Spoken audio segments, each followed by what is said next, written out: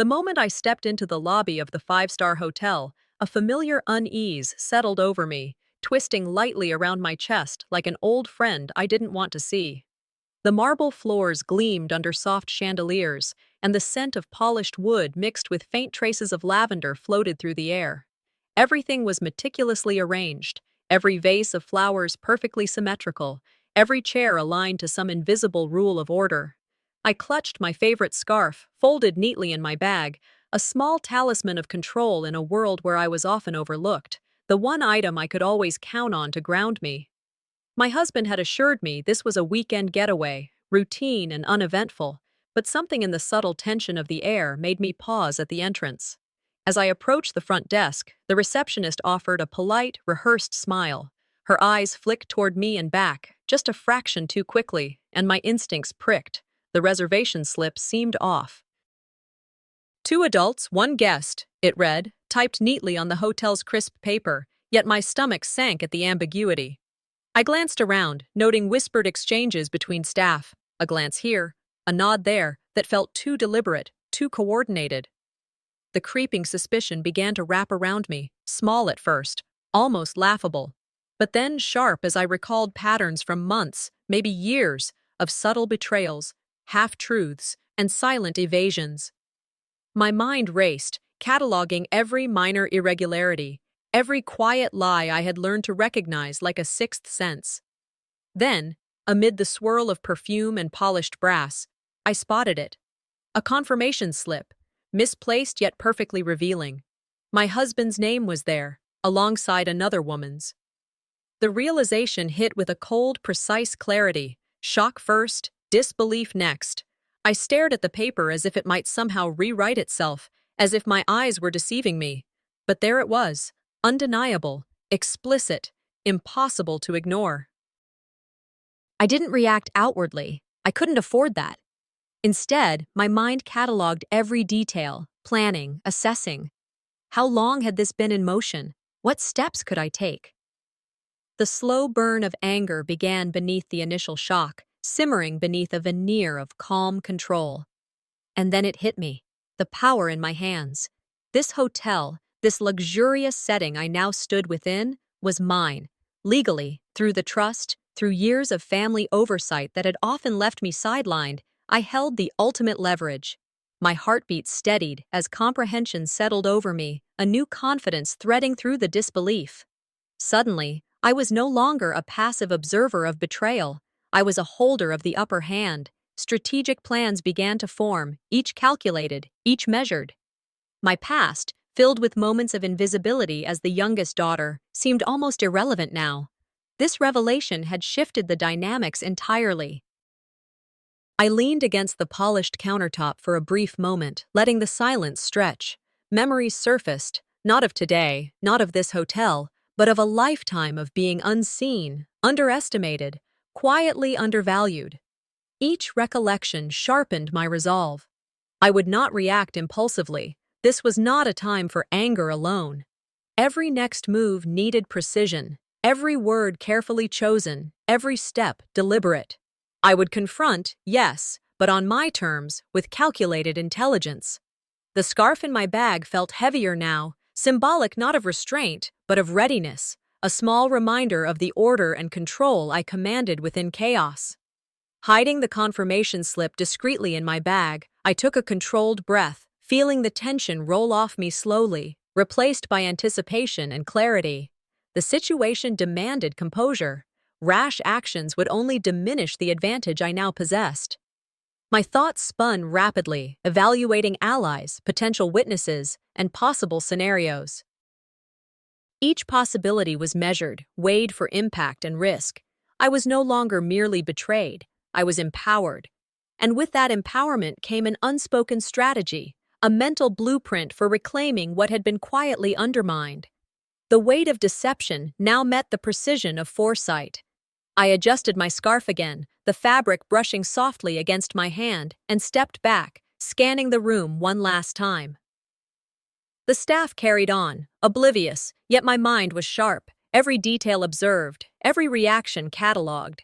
I could feel the tide of events shifting, the balance of control subtly realigning with each breath I took. I would not be caught off guard again. And while the evening descended outside the expansive windows, painting the Dallas skyline in soft hues of early night, inside me, a plan was taking shape. It was careful, deliberate, and just beginning. The suite door closed behind me with a soft click that seemed louder than it should have been in the vast emptiness of the room. The space was sumptuous, every detail polished to perfection, yet a chill lingered in the corners, an unexpected void beneath the gilded surfaces. I ran my hand along the smooth edge of the countertop, noticing an extra towel folded just so, slightly askew from the rest. The reservation note tucked into the welcome folder caught my eye. Something about it seemed off, a detail I couldn't immediately place. My instincts stirred, reminding me that elegance often hid small truths, and this time, I had to pay attention. I laid my scarf gently over the chair, letting the familiar texture ground me as I scanned the suite, cataloging the minor irregularities, each one nudging a whisper of unease into my consciousness. Mark arrived shortly after, carrying his casual smile, but I felt the subtle inconsistencies in his demeanor immediately. His eyes darted momentarily before meeting mine, and his tone carried a brightness that felt rehearsed, almost too effortless. I studied him as he set his briefcase down, noticing how he avoided certain angles when speaking, how his laughter arrived just a beat late. My mind flicked through patterns, familiar ones from months of minor deceptions, half-truths, and overlooked promises. Each memory sharpened my awareness, forcing me to weigh his casual words against a backdrop of known duplicity. The tension between his seemingly easy charm and my cautious perception grew steadily, each moment a subtle test of his transparency and my ability to read between the lines. I wandered down the hallway briefly to stretch my legs and, by chance, caught a glimpse of her, another woman moving quickly, a private gesture exchanged, nothing loud, nothing overt. Just a flick of her hand, a glance that carried unspoken meaning. My heart stuttered in recognition, the faint spark of disbelief quickly replaced by a strategic calm. Observation first, confrontation later, I reminded myself. I cataloged the gesture, the timing, the subtle angles, noting what it revealed about Mark's duplicity without alerting anyone to my knowledge. The suite, the hallway, even the faint scent lingering in the air became data points. My mind worked quietly, analyzing and filing, turning shock into a methodical assessment. Back in the suite, I found more signs deliberately left behind. A note, cleverly ambiguous, a small token that carried weight only to those who knew the context. The evidence was understated but unmistakable once seen. Betrayal, intentional and deliberate, now made its presence known with quiet insistence. I handled each clue with precision, storing them mentally as I would evidence for a case. There was no rush, no outburst. My intelligence demanded patience and strategic response. Each moment of discovery hardened my resolve, transforming unease into focused determination. I sank into the chair near the window, looking out at the Dallas skyline dimming with evening light, and let my thoughts settle. The power of ownership, the leverage I held, contrasted sharply against the deceit I had just uncovered. I ran through options, weighing timing, legal considerations, and the personal satisfaction of responding not from anger, but with calculated control. I rehearsed conversations, visualized potential confrontations, and considered how to maintain the upper hand without revealing the depth of my awareness. The strategic calm I cultivated became a shield, a necessary armor against impulsive reactions that might compromise my position. Finally, I tucked the notes and evidence into the compartment of my bag, each item secure, each piece accounted for. A quiet anticipation hummed beneath the surface, blending with the evening shadows stretching across the suite. Tomorrow, I would act, but only on my terms, with precision and clarity. The night settled in fully, bringing darkness that mirrored the concealed truths around me. I took a slow breath, letting the tension ease just enough to think, not react. The seeds of suspicion had been sown, and now, like a patient strategist, I waited for the right moment to see them bloom. Morning light spilled across the suite, brushing against the polished surfaces and casting long shadows that seemed to echo the questions swirling in my mind. I sat up slowly, still digesting the events of the previous night, feeling the weight of every glance, every whispered exchange. Mark's casual charm, the fleeting presence of another woman, the subtle notes scattered around, it all pressed against my consciousness, demanding acknowledgement. I traced my fingers along the edge of the dresser, letting my thoughts unravel methodically. Something in the room felt manipulated, altered just enough to make me notice yet leave no obvious trace. My pulse quickened slightly, not with fear, but with the awareness that clarity was forming out of confusion. Each inconsistency I observed was a thread I intended to follow, a pattern I could unravel with careful attention and strategic patience. I moved toward the desk, and that's when I saw it. A neatly organized folder, partially tucked under a pile of guest information. My heart caught in an unfamiliar rhythm as I opened it to find financial statements and contracts bearing my name. Ownership, my ownership of the hotel, confirmed in black and white. A mixture of disbelief and controlled indignation surged through me. I hadn't imagined that Mark could proceed with these bookings without consulting me, yet here it was, tangible proof that he had disregarded my authority. My mind replayed past sacrifices, overlooked contributions, every moment I had quietly maintained control over our shared ventures, only to have it disregarded. Each page I turned intensified the realization that deceit had been layered carefully, and I had to respond with equal measure of intelligence and strategy. Later that afternoon, the hotel manager appeared, an unassuming figure whose casual remarks hinted at knowledge far beyond what he let on. I caught the subtleties, the way he avoided eye contact when mentioning certain guests, the quiet emphasis on phrases like unusual arrangements and special considerations. I listened, noting every word, translating them into the broader puzzle of Mark's secretive behavior. For a moment, cautious optimism flickered within me. Perhaps he could be an unintentional ally, a source of information that could support the approach I was beginning to form. My thoughts organized themselves into mental plans, ways to confront, to observe, to document, all while maintaining composure and control. As evening approached, I positioned myself strategically within the suite, observing the interactions that unfolded between Mark and the other woman. Every glance, every subtle gesture, became a data point, feeding into my growing map of deception. Their communications, though superficially casual, betrayed patterns that I began to anticipate. The familiarity I had developed with behavioral cues allowed me to stay several steps ahead mentally, converting suspicion into strategic foresight.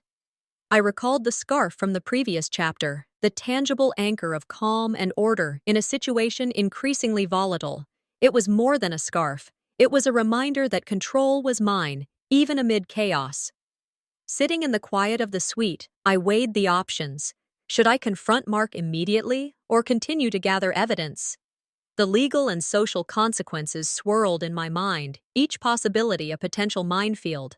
My patience, honed over decades of professional and personal challenges, dictated that careful planning would yield the best outcome. I rehearsed conversations in my mind, imagining his responses, anticipating defenses, and countering them with calm logic. Frustration gave way to determination, and determination solidified into a plan grounded in rational observation rather than impulsive reaction. As night fell, I prepared for the meeting I had decided upon with Mark. Every move, every word I would speak needed to be measured. The knowledge I had accumulated, the evidence I held, and the strategic advantage of my ownership all converged in my thoughts. I let the evening shadows stretch across the suite, mirroring the tension that now defined the space around us. Each step forward required precision, patience, and vigilance. I felt a quiet empowerment, a subtle shift from victim to strategist, ready to navigate the next phase of the deception with clarity and control. I stepped into the hotel conference room, clutching the folder with the documents I had discovered the night before. The room was tastefully decorated, but the elegance did little to ease the tension coiling in my chest. Mark was already there, leaning casually against the table, pretending the past events hadn't left any trace. I reminded myself to remain measured, to keep control of my words and my expression. My mind raced through the incidents, each inconsistency, each hidden gesture, cataloging them quietly. I could feel the familiar weight of ownership, both of the hotel and of my own mind, grounding me. This wasn't just about exposing infidelity. It was about asserting the authority I had earned and that had been disregarded far too long. Mark, I noticed a few details about the reservations, I began, letting my voice stay calm yet deliberate. I presented minor discrepancies, dates, notes, a towel left in a peculiar place, observing his reaction closely. He offered quick explanations, polite but shallow, while the other woman's subtle glances made the atmosphere even more charged. Each word I spoke was weighed, each pause calculated. Beneath my calm exterior, a spark of controlled anger flickered. I could see the small cracks in his composure, the hesitation in his tone, confirming that my observations weren't entirely unnoticed. I was no longer just a bystander in this hotel. I was an active player, and I could sense the first waves of leverage rippling between us. As I moved through the room, I noticed staff members exchanging brief, meaningful glances. Some subtly sided with me, their eyes offering reassurance or small cues that they recognized the truth I was assembling. Others seemed more aligned with Mark, or perhaps with his companion, hinting at deeper undercurrents I had yet to unravel. The hotel itself had become a chessboard, each employee a potential ally or adversary. I cataloged these observations, mentally plotting how to maneuver around them, how to safeguard my interests and gather information for the battles to come. The tension of the room was palpable, but with it came a growing sense of strategic empowerment. Later, subtle clues began to reveal themselves. A misplaced item, a glance that lingered too long, a phrase repeated with calculated ambiguity. Tiny signals that someone I had trusted might also be playing a hidden game. Shock coursed through me briefly, but it was tempered immediately by a simmering resolve. I traced these betrayals back to past experiences, both personal and professional, recognizing patterns and recalibrating my approach. The betrayal was no longer abstract. It was tangible, and my mind sharpened with clarity and purpose. I retreated to the private balcony, the early evening breeze brushing against my face as I organized my thoughts. The city lights below flickered in rhythm with the plotting in my mind. I rehearsed scenarios, considered every possible reaction, and mapped out how to confront Mark without surrendering control. Legal considerations, family implications, and social optics all factored into my mental calculations. The cool air helped settle my pulse, allowing determination to override the frustration that had been simmering for hours. Every observation, every subtle interaction became a piece of the strategy I was constructing, readying me for more decisive moves. As the sun dipped further, my phone buzzed with a message that froze me mid-breath. It was from an unknown number, hinting at revelations about the hotel ownership that I hadn't yet considered. My mind raced, the possibilities unfolding like a complex puzzle. I tucked the phone into my bag carefully, knowing that this new piece could alter everything I believed I understood. The evening had shifted. What began as subtle confrontation now teetered on the edge of a larger revelation. I took a deep breath, centering myself, ready to face whatever came next with calculated precision. The afternoon sun spilled through the blinds of my home office, casting long lines across the desk as I dialed Mark's number. I took a deep breath, forcing calm into my tone, even though every instinct urged me to let the frustration rise. "Mark, we need to talk about the hotel bookings," I said, keeping my voice even but firm. I outlined the repeated inconsistencies I had noticed, making clear the boundaries he was pushing, the lines he had already crossed. There was no room for casual dismissal this time. Past compromises had worn me thin, and I wasn't willing to tolerate further deception. Each word I spoke carried the weight of my authority, both personal and legal, and I could hear the shift in his tone, subtle but undeniable. The conversation ended with a polite acknowledgement, but the tension lingered, a quiet assertion that I would no longer be overlooked. Later, as I reviewed hotel records and cross-referenced staff reports, small signals became increasingly apparent. Certain employees' glances and half-smiles hinted at alignment with my observations, while others seemed poised to protect Mark's mistress in ways that could undermine my authority. I noted the patterns carefully, aware that every detail mattered. Each gesture, each subtle indication of loyalty or betrayal was now part of the mental map I was constructing. The irritation built steadily, but I channeled it into clarity, sharpening my focus rather than letting it cloud judgment.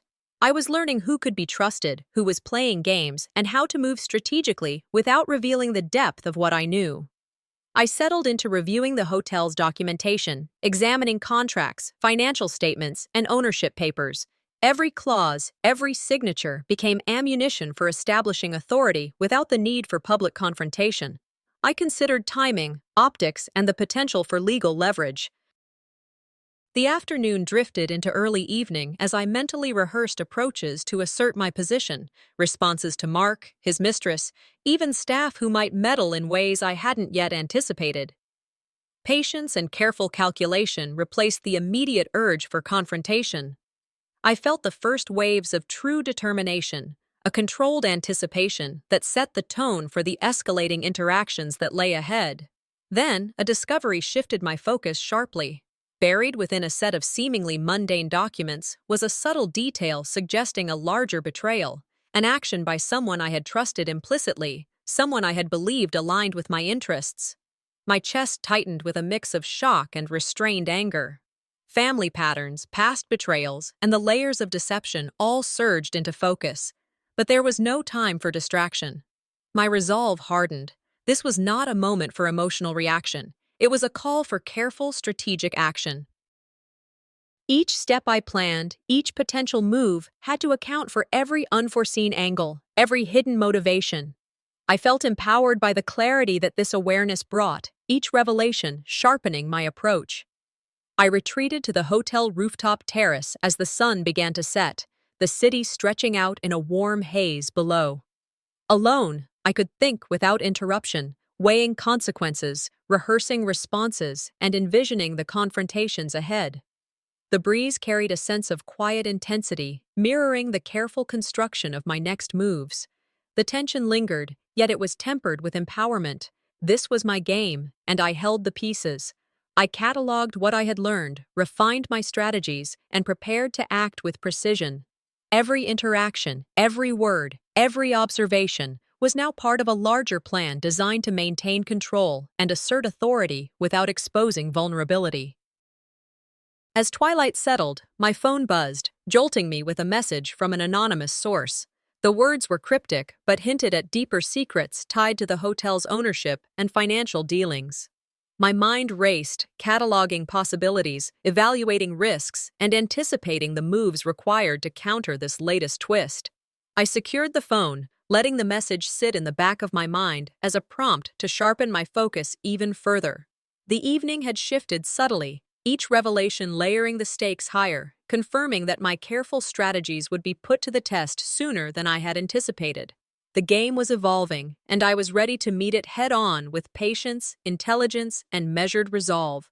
The evening settled over Dallas with a soft orange glow, casting long shadows across the hotel rooftop where I stood, phone in hand, reviewing the latest confirmation that Mark and his mistress were deliberately ignoring my previous warnings. My chest tightened with a mix of frustration and urgency, each breath measured as I considered how far patience had carried me and how far it had yet to stretch. I reflected on every attempt I had made to establish boundaries, each conversation that had been politely dismissed or subtly undermined, and realized that subtlety had reached its limit. The adrenaline that came with recognizing the stakes pushed me toward decisive, calculated action. I cataloged every observation, every prior inconsistency, and every nuanced detail I could leverage in the confrontation I knew was imminent. My mind worked quickly, assessing risks, anticipating reactions, and preparing strategies that relied on both legal leverage and psychological positioning.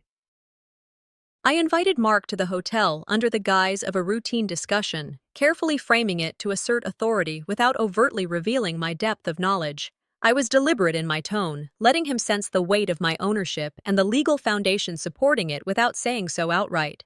Every glance, every pause, every carefully measured phrase served as positioning in this high-stakes psychological game.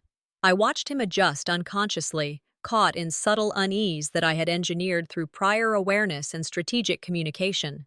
The careful preparation paid off.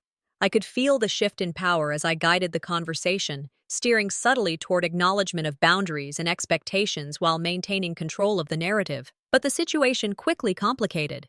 A staff member, well-intentioned yet unaware of the full context, inadvertently revealed details that could undermine my carefully laid plans. My pulse quickened, yet I maintained a calm exterior, adjusting strategy on the fly. This was a test of adaptability, a demonstration of real-world problem-solving under pressure. I recalibrated, redirecting focus to the elements within my control, while noting every potential advantage and vulnerability. Shock transformed into swift, measured decision-making, reaffirming that preparation, patience, and intelligence were my most effective tools. With the immediate disruption addressed, I enacted a calculated retaliation. I maneuvered to assert influence over Mark's indiscretions without resorting to overt aggression. Legal documents, ownership papers, and careful psychological cues created an impact that was clear to all involved, yet executed with a composure that emphasized my control. Each move was purposeful, highlighting not anger, but mastery over the situation. I observed reactions carefully, recording subtle shifts in behavior that would inform future strategies. My sense of empowerment grew, not through confrontation alone, but through the knowledge that I could act decisively and without losing clarity. After the engagement, I returned to the quiet of my home office, letting the adrenaline ebb just enough to reflect on what had transpired. I considered potential next moves, the implications of every revelation, and the possible risks if my assumptions were incorrect. I thought through scenarios, from family fallout to social repercussions, analyzing how best to preserve advantage while preparing for further escalation. My reflections reinforced the strength I had been cultivating and the strategic calm I now carried. Each decision, each planned move, became a tool for future confrontations, ensuring that when the stakes rose, I would meet them with precision and forethought. As night deepened, a subtle clue emerged. A hint that Mark and his mistress may wield more influence than I had anticipated. It was barely perceptible, almost easy to dismiss, yet I felt it with clarity, like a shadow moving at the edge of my awareness. This revelation, small yet critical, reframed the game entirely. I secured my notes and documents, mentally revisiting strategies, anticipating contingencies, and preparing for the moments that would demand boldness and decisiveness. The real battle was only beginning, and every observation, every calculated move, would be pivotal. My determination solidified, and I felt a sharp, adrenaline-charged clarity. I was ready to escalate, to act with intelligence and courage, to confront the challenges head-on while maintaining control and foresight. I spent the early evening in my home office, the soft hum of the city outside barely reaching me as I pored over every detail of the past week. Mark's carelessness, the mistress's subtle provocations, the staff's quiet reactions, all of it formed a map in my mind, revealing weaknesses and overconfidence I could exploit. I traced patterns in Mark's behavior, noting the way he assumed my patience was limitless and how the mistress relied on misdirection to feel in control. Frustration simmered, but beneath it grew clarity. Every misstep they'd made became a piece of leverage I could use, and I began arranging these pieces into a calculated plan.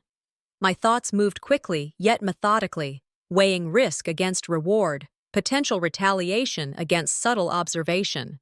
I knew the next moves had to be precise. Nothing could be left to chance. By the time I stood on the rooftop terrace, the city lights reflecting in my eyes, the strategy had taken form. I felt a cautious empowerment rising, like the calm before a storm, tempered with anticipation for what was to come. While reviewing my notes, I discovered a hidden document tucked behind the hotel management files, a signed agreement Mark thought he had hidden from me, confirming his financial entanglements and giving me leverage I hadn't anticipated. A jolt of exhilaration ran through me. Here was a tool to assert control, not with confrontation, but with subtlety that would make my presence felt without a single loud word. I envisioned the possibilities, calculating how each revelation could shift the power dynamic. The thrill of seeing the first tangible proof of leverage ignited a sense of control I hadn't felt in months.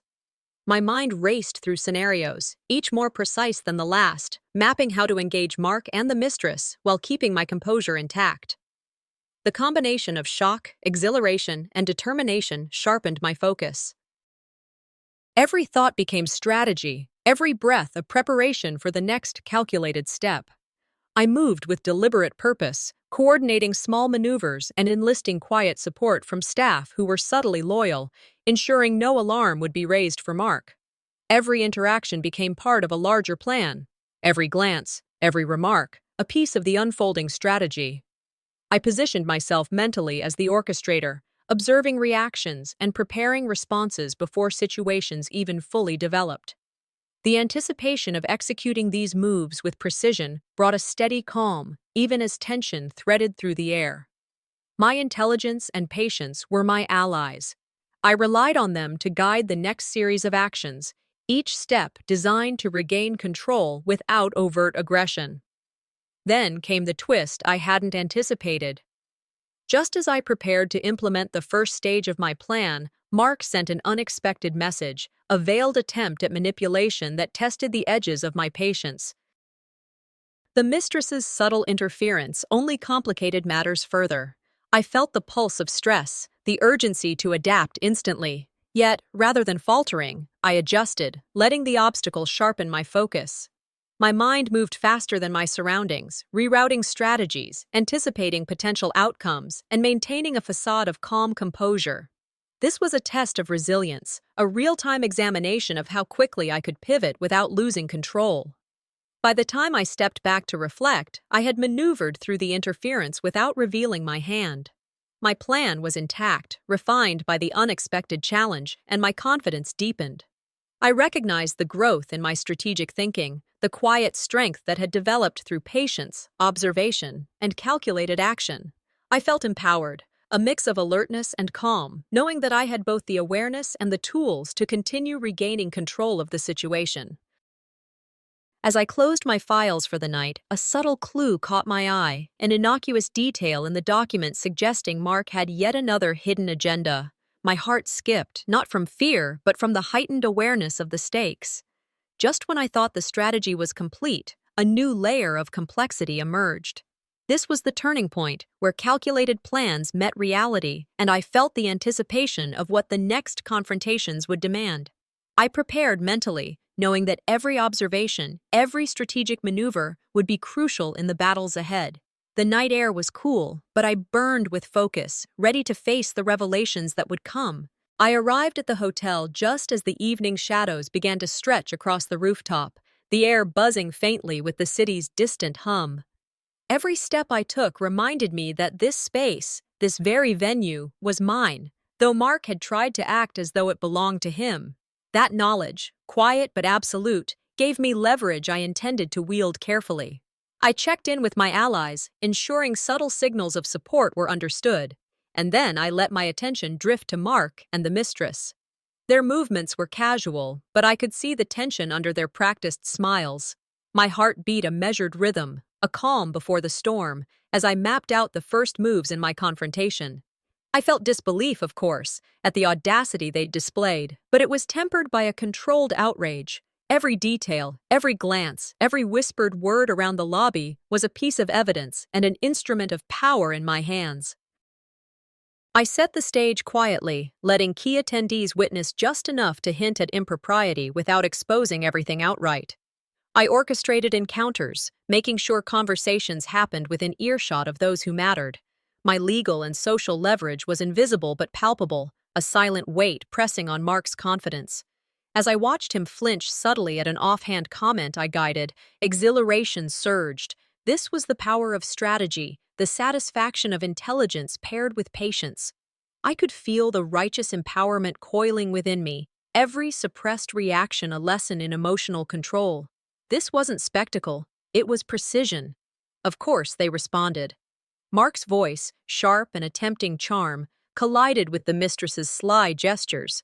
Together they tried to redirect blame, to spin perception in their favor. The sudden acceleration in pacing, the way the room seemed to hold its breath as words flew, demanded my immediate adaptation. Anxiety pricked at the edges, but I countered swiftly, using subtle truths and prearranged evidence to undercut every claim. Every rebuttal landed cleanly, each observation carefully timed. The audience, unaware of the full extent of what I knew, saw me as composed, in control, and their reactions reinforced my advantage. The tension crackled, but I moved like water through a series of obstacles, fluid and precise.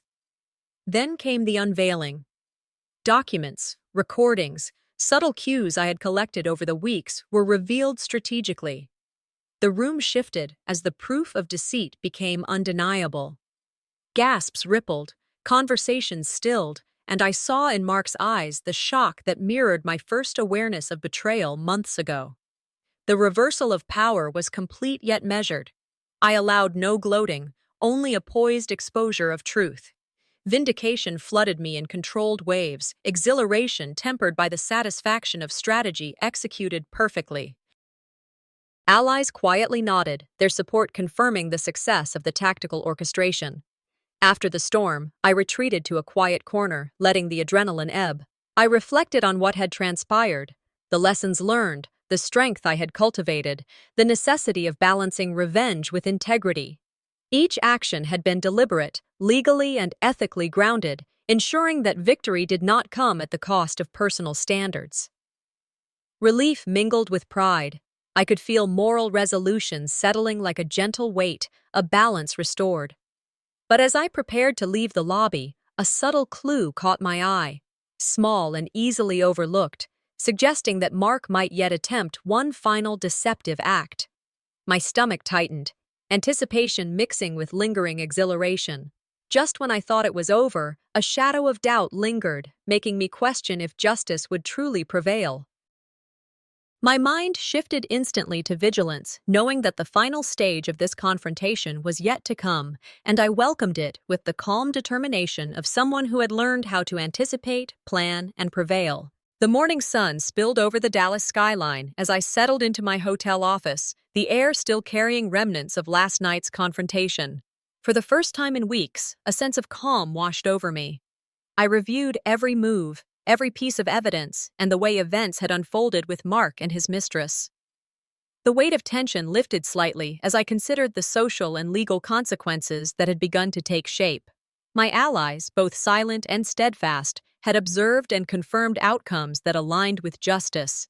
Relief mixed with cautious optimism as I acknowledged the control I now wielded. Not through anger, but through meticulous strategy and unwavering patience. I allowed myself a quiet nod, appreciating the measured precision that had brought me here. The day moved forward with deliberate grace. Legal processes ensured accountability. Mark faced financial repercussions and public scrutiny, his facade of control crumbling, while the mistress was confronted directly, their deception laid bare. I watched as justice unfolded, every subtle nod from allies reinforcing the empowerment that had guided my decisions. The satisfaction was not just personal, it was moral. I had acted with intelligence, strategy, and ethical grounding. My mind replayed the critical moments, noting how each careful step had preserved integrity while achieving resolution. Vindication settled around me, an invisible cloak of authority and rightness, yet tempered with a reminder of the vigilance necessary to maintain it. In the quieter hours, I turned attention to rebuilding personal connections. Family members reached out, tentative at first, but our conversations grew into open dialogues filled with honesty and empathy. Younger relatives, inspired by what they had witnessed, sought my guidance, reminding me that growth extended beyond immediate conflict. My role as a mentor and anchor for others gave the day a deeper meaning. Healing was underway, not just for myself, but for the broader circle of trust I had cultivated. It was a delicate balance, acknowledging past fractures while nurturing hope for more authentic relationships in the future. I reflected internally, pondering the lessons hidden within betrayal and confrontation. Strength, resilience, and the clarity to define boundaries had been hard-earned. I recognized my independence, my capacity for measured action, and the wisdom that patience affords. Each choice, each confrontation, had reinforced the values I held. Intelligence guided by ethical consideration, and empowerment achieved without reckless abandon. There was contentment in that clarity, a pride tempered by the understanding that vigilance would always be necessary. Late afternoon brought me to a quiet terrace where a familiar scarf, my echo-emotional anchor, rested folded neatly. Seeing it reminded me of personal boundaries maintained and lessons learned. I traced the fabric with my fingers, letting memories of past struggles and triumphs converge, reinforcing a sense of closure and growth. Challenges remained on the horizon, of course, but I felt confident in my agency, my ability to navigate them with intelligence and poise. Reflection merged with anticipation. Hope did not feel naive, but earned.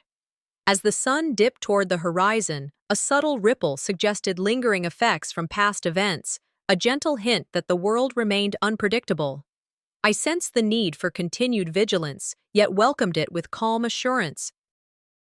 Even as evening settled over the city, I knew life's lessons were ongoing, and while one chapter had ended, another awaited, filled with the promise of new beginnings, informed by the hard-won victories and wisdom of the past.